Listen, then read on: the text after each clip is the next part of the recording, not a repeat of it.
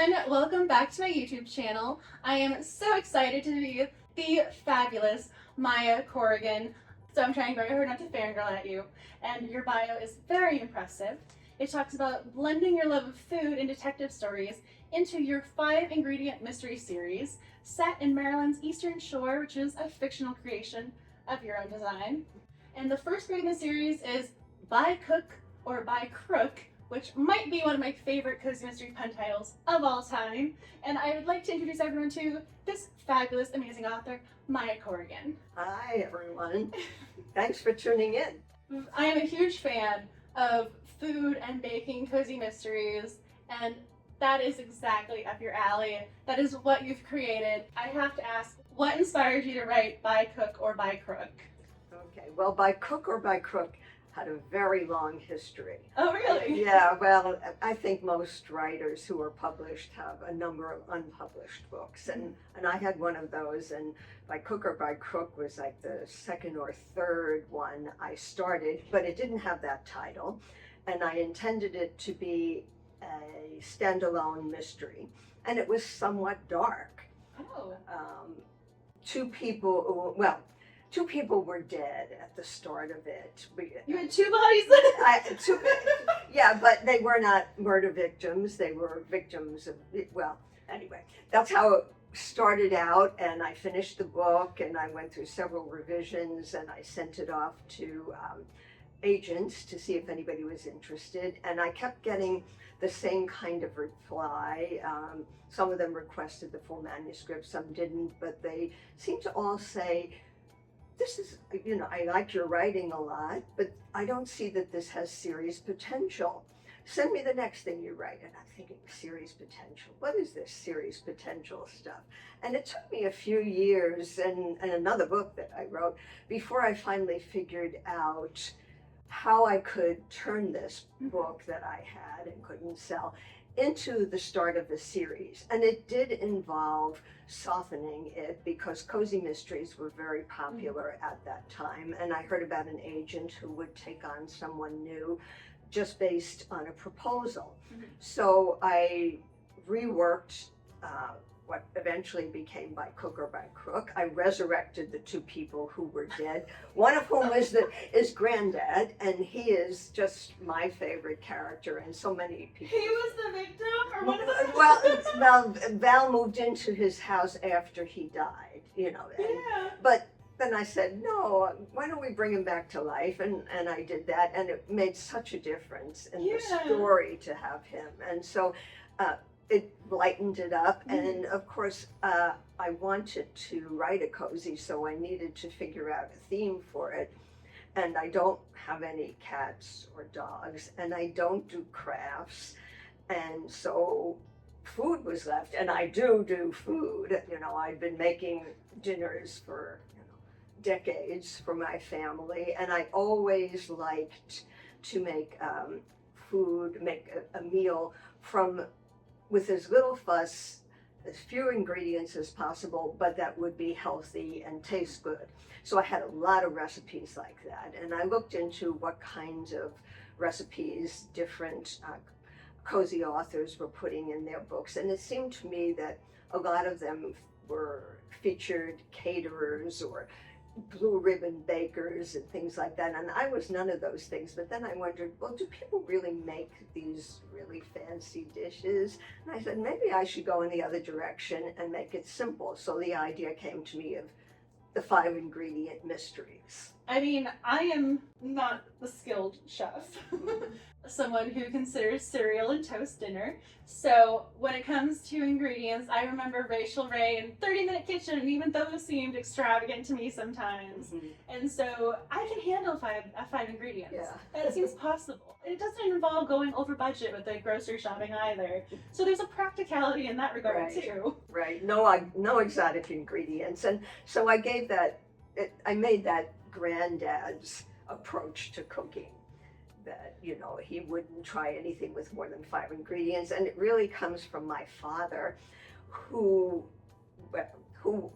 was the person who went to work every day. My mother had dinner ready for him when he came home, and so they had their roles defined. And when my mother was in her 80s and was diagnosed with cancer and had to have chemo, my father decided that it was now his turn to take care of her and see that she ate. And he got to be very proud of his creations. He would invite me to dinner and he'd say, "How does that taste?" I'd say, "Great." And he would say, "Only 3 ingredients." So that whole idea really came from my father. I like how he's proud of the number of ingredients. I mean, I'm curious how many times butter was one of the ingredients. Well, yeah, not really. I mean, they actually, my mother did cook healthy. Well, and that meant margarine for the longest time, but fortunately that dog is dead and we can move on and use a little butter now and then.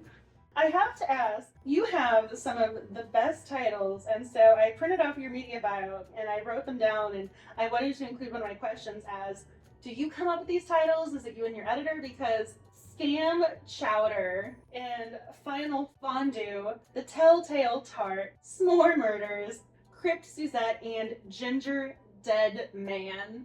These are some of the best cozy mystery puns I've ever come across. And Gingerdead Man, I cannot tell you how many photos I took of that during the 12 Days of Cozies Christmas extravaganza. I am so intrigued by your titles. How do you come up with them? Where do they come from? Okay, so I obsess about titles, needless to say. I keep a list of possible titles. They've all got to have a food in it. They've all got to have some sense of menace in it, and it's got to be a pun. And so I really have long lists of these things. And when I have an idea for a book, I match the idea to one of the titles that I came up with. And a very funny thing happened with the Telltale Tart here, because I wanted to write a book about the publishing business. And I was inspired by the story of how Harper Lee was, well, shall we say, encouraged to give her an okay to publishing a book that she in 50 years had never wanted to publish. Yeah. And that, that was kind of my starting point. What's going on in the publishing world that something like this would happen? And then I looked at my list of titles, and The Telltale Tart obviously is a play on words of Edgar Allan Poe's Telltale Heart. And I remembered, because I taught Poe when I was teaching at the university, I remembered how much trouble he had with publishing, how, he was brilliant and wrote wonderful things and almost never got paid for them.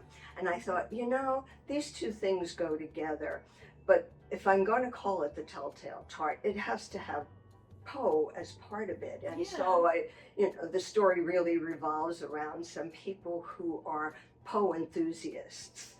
One actor who does a one-man Poe show, and someone who teaches at a university specializing in Poe, and also a best-selling writer, an aging best-selling writer who has modeled his books on Poe's stories. And so I had my, cast of characters then, and they all had something to do with Poe, and there is a Telltale Tart in there that involves my characters, Val and her granddad, in finding out who murdered the one-man show Poe actor. I think that there's something very enjoyable with cozy mysteries when there's reference to other literary characters, other authors, and so that homage, I think, ups the cozy mystery enjoyment level. Yes. And so I really was happy to see an Edgar Allan Poe reference and then have him be included in the story. You landed on Poe. Was there a particular reason, or was it just your love of him yourself, or it was the title and then that came? Well, it was I think the title, was like the tail wagging the dog. I mean, that was what I was curious. But I had a lot of background in Poe because I had taught him. In fact, when I was in graduate school, I was taking 2 graduate courses, both of whom were teaching Poe. One was American literature, the other one was a short story, but Poe was in both of them at the same time. And so I think he's really quite the genius. I mean, he did invent the detective story for starters, you know, and very underrated. He deserves more credit for that one. yes, right. Not to mention, you know, the story that is from the point of view of the killer, you know, which he does really well. And, you know, he did some things that you might call science fiction. I mean, he was just incredibly brilliant and died very poor. That definitely would be inspiration for a murder mystery. Yeah, sure. But to get back to your original question, Yes. those are my titles. Yes.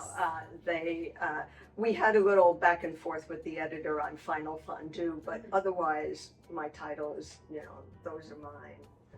I was looking down at one of my questions was, especially because you mentioned he was one of the original victims that you thought about for your first draft, was you have the family components with Val, and I was curious how you landed on Val and Granddad, because I love the cozy community and the familial ties that we see in cozy mysteries, and I think typically it tends to be the grandmother or the mother, and so having Granddad is kind of different. Mm-hmm. Yes, and I have a lot of fun with him. As I said, some of his characteristics, and not just his attitude towards cooking, are based on my father, who was always somebody who, you know, liked to get a bargain, and, you know, just someone who was looking to get ahead at all times. So, but I gave Granddad, you know, I tried to imagine, well, what would it be like to have to live with someone who's 2 generations apart, you know? And so I'm closer to Granddad's age than I am to Val. And there has to be a certain amount of tension there to start with, at any rate, because they have totally different worldviews. But what I liked about the idea of these people from 2 different generations, 2 different sexes, and you know, just so much that's very different in their life. Val lived in all different places because she was, her father was in the Navy and kept moving around. Granddad has spent his whole life in the town of Bayport, the fictional place, and so their point of view is very different, but Granddad has resources when there's a murder. I mean, he knows people, he can call on people to give him information, and so I think it really worked out well. And they are working more as a team now than they did at the beginning, when there was a lot of push and pull. But they both have their own ideas about who done it. You know, so they spend a lot of time talking about who done it. Well, the sleuthing sidekick is very important in cozy mysteries, and having the Watson to the Sherlock that is something that I think cozy mystery readers look for. When someone's putting themselves in danger, you kind of need backup. I love the fact that you have the kind of dynamic duo, and they are so different. Right, and of course Granddad would say Val is his sidekick. Yes, Val is his Watson. Right. You brought up the 5 ingredients, and so I did want to just look down at the booklet, because I did remember this correctly. So Granddad takes up cooking, creating havoc in the kitchen, and you have the 5 suspects, and you have the 5 key clues, and all the while they have their 5 ingredients. But you have the 5 suspects and 5 clues. I mean, there must have been some very interesting and intricate plotting to go about making sure you had the 5 and 5. Right, yeah, although I don't say these are my 5 clues before I start. The clues, you don't start numbering your clues. Yeah, the clues come out of the story. And, you know, sometimes I never had to add one. They just come out of the story. Now, the last 2 books, there are actually multiple storylines, so it's hard to say what's a clue that leads to one person versus what's a clue that leads, you know, that comes out of this other storyline. So as in Gingerdead Man, there are 2 victims, and they seem to have nothing to do with each other. So there are some clues about one, some clues about the other. So I think I'm getting a little looser now with the 5 suspects and 5 clues, because you've got a set of suspects for one murder, you've got a set of suspects for the other, but you need to find, you know, who is a crossover here that could possibly have done it. So I have to admit, I'm always really intrigued with mystery novels, with how you go about crafting your story, because you have to have the red herrings and the clues, and you have to know who the whodunit is. But at the same time, as a writer, a lot of creativity is pantsing components. So I'm curious if you're a plotter or a pantster. okay, so I would have said years ago I was a plotter, you know, because I do write an outline of scenes, but I learned through writing that there is this inspiration that happens in the process of writing. So it's really a combination of what I have. And you know, before I start, I always know who done it and why. But in 3 books, maybe 4, I actually changed that as I was writing. Really? I didn't end up with the same person being the killer as I started out with, and that usually happens around page 35, or 75, 85, something like that. But one time with some more murders, I actually wrote the final reveal scene, and I belong to a group of writers who give each other critiques. And one of my critique partners said, "You've got the wrong murderer." And of course I pushed back against that because I thought I was done with this book. But the more I thought about it, the more I realized she was absolutely right, and I needed to make some changes. Now, but because you've set up all these suspects, all of whom have some kind of a motive and some piece of information, some clue that points to them, it's really not that hard to change the killer. It's a lot easier though if you're on page 75 than if you're on page 250. So it's, you know. I mean, I give you credit for being able to go back and make those changes. I have to ask though, how did you find your critique group partners? How did you make these connections? Because it sounds as if that was a very important relationship to have, and that did impact your story. Yes, okay. So I belong to an organization called Sisters in Crime, you know, which is an organization for writers, both male and female, and readers who enjoy mysteries, who are dedicated, shall we say, to the idea that there should be equality in writing. And so, you know, it doesn't matter whether you're male or female, it doesn't matter, you know, where you set your mystery or anything like that, but just so long as everybody gets an equal chance. So it was through the local chapter of Sisters in Crime that I found the critique partners. I mean, because we would, this is in the Washington area, it's called the Chesapeake chapter, and I just put out a little note. And it started even earlier than that. I put out a little note asking if somebody wanted to exchange manuscripts, and I had an early version of By Cook or By Crook, and so I exchanged manuscripts, and you know, I gave a critique to the other woman. She gave me a critique, and a couple of years later, I had been in a writers group, but they weren't only mystery writers, and I thought I need to get into one where people understand the genre, because I wasn't getting the kind of critiques that were helping me. So I put out a note saying, you know, asking if anybody, you know, wanted to form or wanted another person in a critique group. And the woman with whom I'd exchanged manuscripts had an opening in her group. Oh, wow. So I ended up with that group of people. Now, it's dwindled over the years, and that woman moved to the Midwest, you know, but we continue to meet by telephone once a week. I mean, you know, so to this day? To this day. And so it means that I have a deadline. It means that, you know, by Friday I have to send something out, Thursday or Friday, to this group of people. So it's a help to me because I'm very deadline driven. But it's been a wonderful relationship. They're all published now, and in fact the woman who I exchanged manuscripts with has, I think, 11 or 12 books out. Oh, wow. I mean, they're not actually, I wouldn't call them cozies, but they are, a lot of them are mysteries, but she also writes young adult, and so we have, you know, we have a pretty good group. That's incredible. I was going to say, you guys have quite the backlist among you with the titles. It's been a good relationship, and we've all had short stories published, and we critique the short stories too. I find that that's very helpful because writers really don't have any sense if they've managed to say what they wanted to say. I mean, by looking at their own writing. So having feedback from somebody else is a large help, especially in the process, because I can avoid mistakes that I would have made if I hadn't had feedback.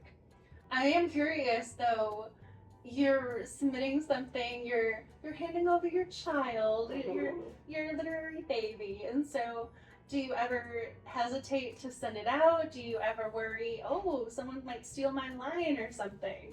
I have a deadline, and I meet it. You know, I have a contract, so it's not. I'm not. You know, the only people who see it beforehand are the people in my critique circle. So otherwise, I'm sending the final copy. Well, I call it the. I don't know, it's the next final copy to a group of people, other people. But, you know, at that point, nobody's going to write that book. You know? I'm within a month of sending it to my editor, so I don't worry about that, though. Oh, no, that's something that my mom's always asking me. She's going, are you scared to share your idea? I'm like, well, you can't copyright an idea. Yes, it's best to, you know, have a piece of writing that, you know, but, you know, I taught writing for a number of years, and one of the things I learned is that no two people write the same way. You know, you can have two people writing on exactly the same subject. There is not going to be any similarity between them because we're all writing from what's in ourselves, and we're all different. I was teaching a class one time, and one of the students said, you know, you seem to always give a certain set of people A's and a certain set of people C's. You know, did you get it into your mind when on the first assignment who would get an A and who would get a C? And I said, no.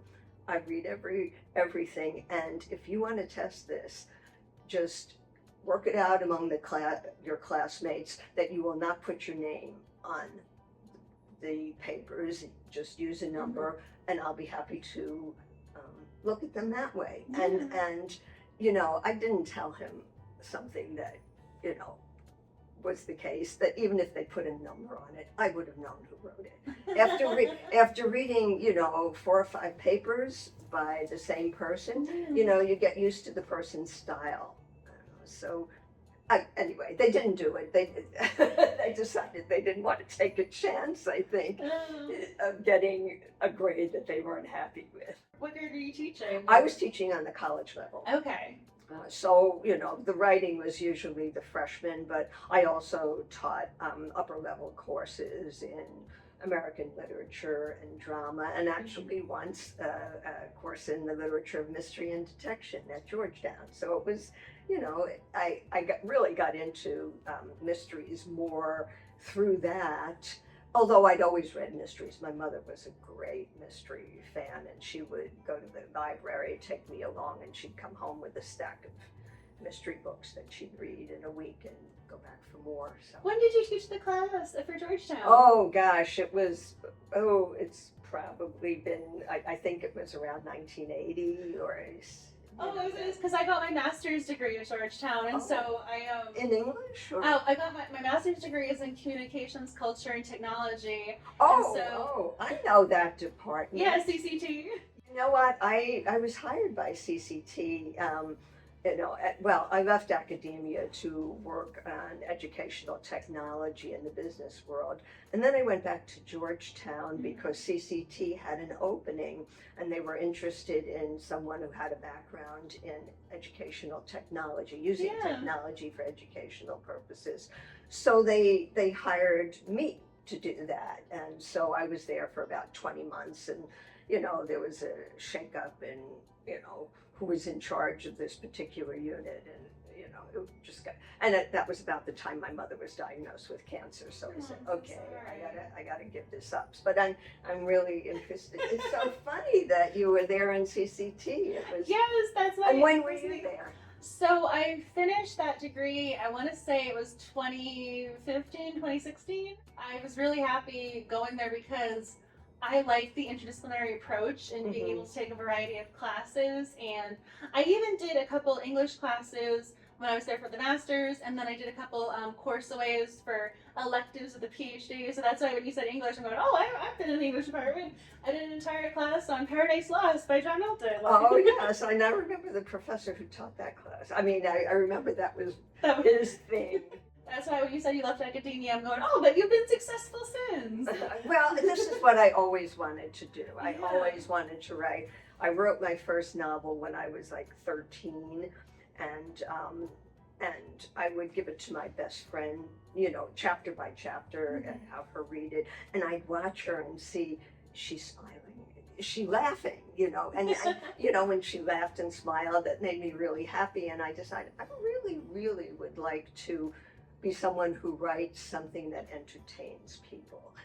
Of course, you know, I needed to make money, and so, you know, academia, business world, you know, it took a long time before I actually went back to writing something that would entertain people as opposed to academic papers and technical manuals, neither of which are very entertaining as a rule. So I really don't know what's next. We'll see. One thing I had to do when in my mind that I was going to end it after book 5 or after book 3, after book 5, and I had to do a little reset with what was going on. So, for example, the first 3 books don't really have the kind of references to literature and history that the later books do. So book 4, I said, okay, I love Poe. I'm gonna put him in the book, you know. And then book 5 is about people who are really into the Titanic, you know. And so I had a little bit of fun with that. And then book 6, I have a lot of literary ghosts that come into play there. And you know, then with Gingerdead Man, it's Dickens. So I had just a lot of fun going back, I guess, to my roots as an English teacher. People love Dickens. People love Poe. Writing the book that you want to read here really is what's appealing to cozy mystery readers in a broader sense. Yeah, well, the next book, which is called Bake Off, OFFED, actually takes place at the Maryland Mystery Fan Fest. So that there will be a lot of people who love mysteries in that book, and there'll be, you know, a lot of references, you know, to Christie and to it starts off, there's a bake-off to start it off, and the contestants all have to play the role of of a cook to a sleuth, you know. So we have Mrs. Hudson, who's in it, and then we have Bunter, who cooks for Lord Peter Wimsey, and Granddad gets stuck with the biggest challenge. He is playing the gourmet chef to Nero Wolfe, and so, you know, Granddad's obviously going to say, there's no recipe Nero Wolfe mentions with less than 20 ingredients, so how am I supposed to do this? But anyway, that's the setup. So anyway, it has a lot of things that I think mystery fans will really like. Oh, absolutely. Again, you mentioned writing your Halloween book and your Christmas book, and so I was curious how you go about writing a holiday cozy mystery, because you have to hit the cozy mystery markers, but you also have the holiday markers that you're trying to include. So I'm curious if you approached writing your Halloween book differently than your Christmas book differently than your other books in the series. Well, you know, those were suggestions by my editor, you know, and so I probably would not have even thought to do those. But I had fun with the Halloween one because I enjoy costuming as, you know, kind of a way that can give you insights into a person's real character, what kind of costume they choose. And you know, there's a haunted house, and I had to put in those things, but, you know, I got them, you know, so that they were part of the story. With Christmas is a little different because, you know, this is a happy holiday time. So how do you go about having a murder in the middle of Christmas? And then I started thinking about this. Well, if there's one movie everybody sees over and over at Christmas time, it's A Christmas Carol. And that actually is a book about death. It's a book about impending death. And even the first line is to start with, Marley was dead. So it gets mentioned in the first line, and I thought, okay, I can, work with this Dickens idea a little bit. And then I went with the costuming again, because it's it's a Victorian celebration, Dickens of a holiday festival.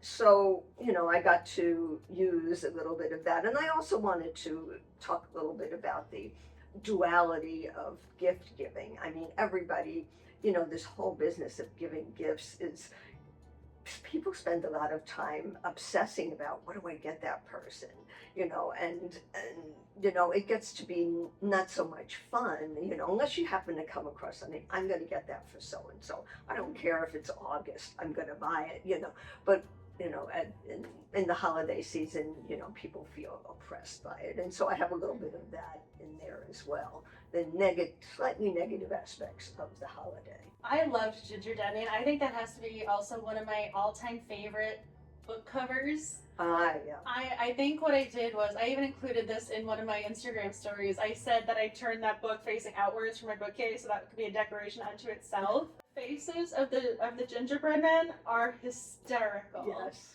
Right. Well, I usually, the editor usually asks me for ideas on what should go on the cover. And, I suggested gingerbread men and one Gingerdead man, which is a gingerbread man, but with skeleton and white icing. And that's what... That was your suggestion? That was my suggestion. That was brilliant. Well, the brilliance came from the cover designer, who did, as you said, just a great job of putting expressions on the regular gingerbread men who are there adjacent to the Gingerdead man. And it's beautiful. I love that book cover because I think it perfectly encapsulates the cozy mystery love and vibes. And you have this one thing that's not like the others, because everything else is fun-filled and festive. But you got the little dead guy over there. But on the rest of the book cover, we're all bright and colorful and cheery. I was curious, though, when you mentioned that you want to write future cozy mystery series, if you have an idea for one, if there's one that's been percolating in the back of your mind.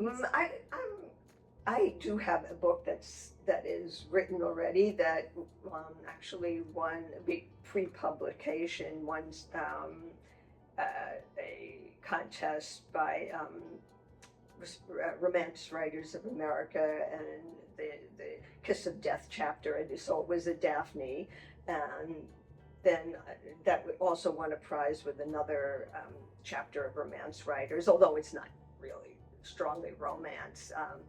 And so I think that I need to rework it a little, and I'd like to get that published. But I don't see that as the start of a cozy series exactly. And I would like to do some nonfiction as well. Oh, really? Yeah, so we'll see what happens. That's very different from the world of cozy mysteries. Yeah, but it's going back to my roots, I think. And is this more academic writing? No, it's not going to be academic. It's going to be... You did not miss a beat saying no with that. No, not at all. It's going to be non-academic, but it's going to relate to the mystery field. I am there for that. Is it going to be cozy mystery related detectives, or are you going to use it based on your class that you taught previously? No. It's going to focus on one very important figure in mystery. So I'm going to say, that's all I'm going to say, because maybe I won't be able to do it, so I don't want to promise what I can't deliver. Well, is it a fictional character, or is it an author? No, it's an author. I do have some fun lightning round questions over here. We have cozy mystery tropes and archetypes. So these are all this or that. So I'm going to be asking you to choose between two. Your favorite cozy mystery tropes or archetypes, you're going to choose between the two that are offered. Same thing with food based on lunch or dinner options. So you're going to choose which food you'd prefer. Types of cozy mysteries. And then we have baking, sweets, treats, and desserts. Well, I'm going to go for food. Would you rather have pork chops or tofu? Pork chops. A veggie bowl or chili? Chili. like how you're actually thinking before you answer. Would you rather have roasted salmon or Alfredo pasta? Roasted salmon. That one, there was less thinking involved. Yes. Chicken parmesan or pasta primavera with shrimp? Pasta primavera with shrimp. Would you rather have a Caesar salad or a grilled cheese? That's hard. I'm going to say sometimes one and sometimes the other. Would you rather have butternut squash soup or tomato soup? Butternut squash soup. And then we have, would you rather eat Thai or Italian food? Oh, now this is really hard. If I have to, well, I would always like to eat Italian food. That was the hardest one you asked. Would you rather eat French or Ethiopian? French. And then the final question is Japanese or Indian? Indian. I do have the writerly questions. Do you have any writing quirks, such as always having to have the same song on or have a certain candle on when you set the mood or atmosphere for getting your words on the page?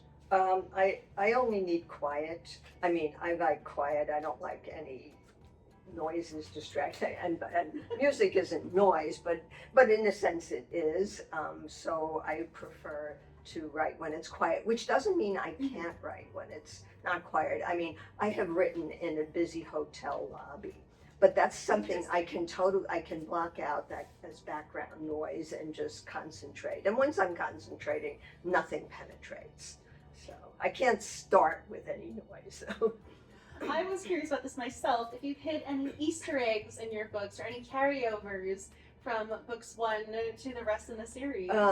There are a number of Easter eggs, although right now I'm blanking out on what they are. But a lot of them have to do with previous people who worked in this genre. I mean, there are a lot of Hitchcock references.